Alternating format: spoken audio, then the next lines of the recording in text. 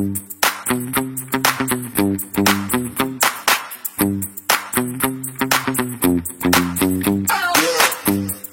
kasus besar tidak bisa dilindungi oleh siapapun. Saya bisa menyebut 3. Sambo berhasil tuh kejaksaan. Meskipun tarik-menarik sebelumnya, tawar-menawar apakah hukumannya angka apa huruf kan gitu. Waktu itu ada yang minta angka saja, berapapun angka berikan. Karena kalau angka bisa diremisi tiap tahun sampai habis gitu. Tapi kalau huruf mati atau seumur hidup enggak ada remisinya kan gitu kan. Tarik-menarik. Ternyata kejaksaan pada waktu itu berani menuntut gitu. Kemudian kasus itu bank koperasi Henry Surya kan bebas semula toh. Jaksa Agung marah-marah gitu. Kok ini sudah bener anunya, saya kumpulkan di kantor saya sore-sore. Kita pidanakan lagi dari kasus yang lainnya, kasusnya kan banyak nih. Masuk penjara juga. Itu indikatornya kasus saja. Saya tidak tahu indikator lain yang bisa. Indikatornya bagaimana ketika nangani kasus berani. Ya kan? Kasus Surya Darmadi dibebaskan, coba dibebaskan tuh semula. Loh, kita naik langsung kasasi. Ini enggak bener ini. Hukum dia. Kalau Surya Darmadi itu dulu mau dimaafkan dengan denda. Yang triliunan itu hanya mau didenda sekitar sekian. Saya bilang enggak boleh. Saya bilang kejaksaan naik aja. Dihukum 41 triliun. Jadi 41 triliun orangnya masuk penjara 12 atau 18 tahun. Tapi di Kejaksaan Agung 41 triliun itu dipotong menjadi 2, sekian triliun. Artinya itu keberhasilan. Polisi di bawah bagus, saya kenal mereka sampai ke desa. Bagus sekali mereka. Yang rusak kan agak kalau sudah nyangkut kasus politik satu, lalu menyangkut kasus korupsi besar. Sering terjadi cincai di situ isunya. Kesan saya Presiden ingin betul membongkar kasus-kasus korupsi itu, tapi pada tahap tertentu tuh berhenti kan. Mulai dari judol.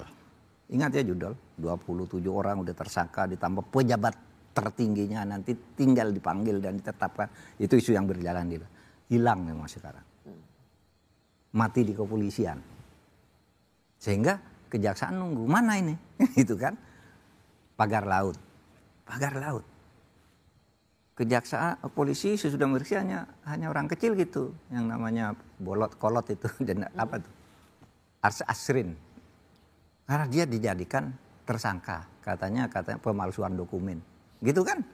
Loh, nggak mungkin loh pemalsuan dokumen dengan 300-an atau 260 sertifikat yang resmi dikeluarkan oleh Badan Pertahanan Nasional kalau itu tidak ada sebuah polisi, masa cuma dokumen-dokumen gitu dipalsukan. Dan Pak Arsin itu hanya satu lurah dari 16 kelurahan. Ya. Masa dia disuruh nanggung beban ini semua? Pasti ada yang di atasnya lah. Ya kasus yang sekarang aja. Saya Pertamina ya. Anda tahu Pertamina. Wah kita kan bangga sekali ya buat nih Kejaksaan Agung. Jaksa Agung pokoknya ini kita sikat sampai ke atas. Tidak berhenti di sini. Berhenti sekarang. Nggak ada pergerakan. Padahal dulu sudah nyebut nama orang. Ya X, Y, Z ini nanti targetnya.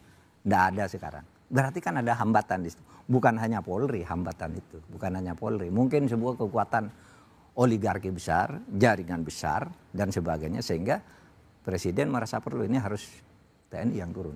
Mungkin. Hambatan ada 2 kan. Satu, di penegakan, di aparat penegak hukum yang membaikingi preman, membaikingi tambang ilegal, perampasan hak adat ilegal. Itu kan ada backingnya, satu. Lalu yang kedua oligarki. Kalau sudah menyangkut oligarki tertentu yang menyangkut kemudian mengatur mafia enggak jalan.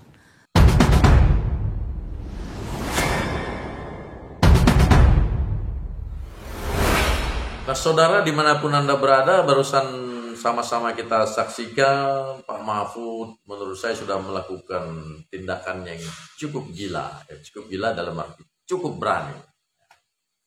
Seorang Mahfud dalam kesempatan ini sama-sama kita dengar baru saja menjelaskan bos, salah satu penghambat upaya pemberantasan korupsi ya datang dari lembaga kepolisian.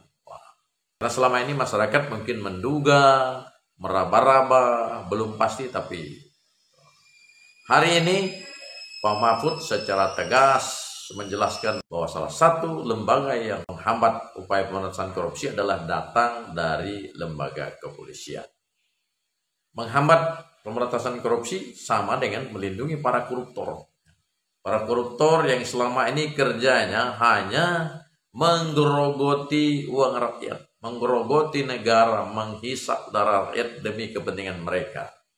Ya, para koruptor ini adalah orang-orang yang dipercaya rakyat untuk mengurus negara, tapi tindakan atau kelakuan mereka itu ya justru menggerogoti uang rakyat, mengkhianati rakyat. Kemudian Pak Mahfud juga menjelaskan bahwa kelompok lainnya atau kekuatan lainnya yang menghalang atau menghambat upaya pemberantasan korupsi adalah dari kalangan oligarki.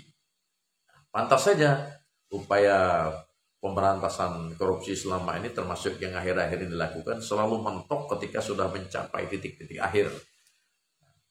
Karena apa? Karena oligarki itu ya jaringan penguasa yang cukup kuat, yang didukung oleh antek-anteknya, yaitu mereka yang pemilik modal, kemudian pejabat-pejabat di kalangan tertentu yang masih punya pengaruh kuat ya di Indonesia ini.